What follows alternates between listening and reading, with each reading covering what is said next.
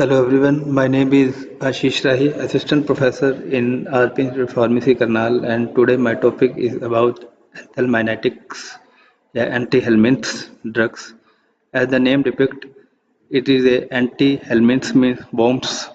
So the drugs depict that the drugs which are used to kill or expel or maintain the growth of worms in our body are called anti-helminths drugs. There are approximately 350 species in our body or in human or in we can say GIT tract which causes different types of disease in our body, and their primary host are human, which infects our GIT tract, especially our colon. So to remove out or to kill the worms are very important for our body to prevent from any disease. They are more common in developing countries, and they can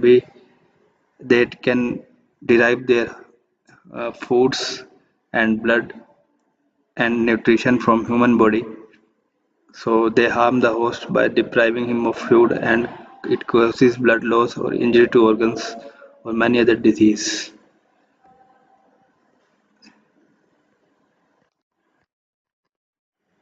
And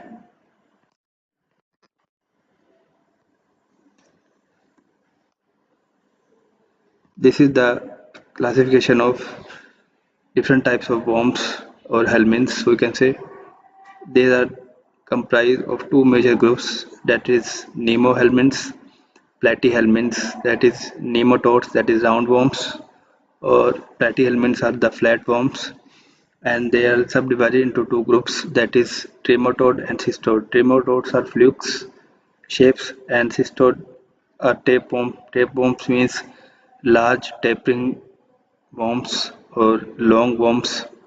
So their classes are tapeworms, flukes, and roundworms.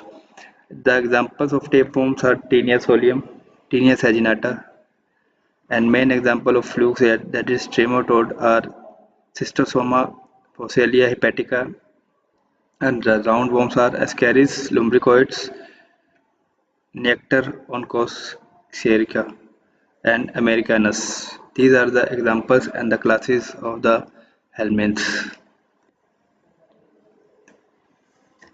And this is the chemical classification of drugs that we are used for killing or stop the growth of worms, that is vermicidal or vermistatics.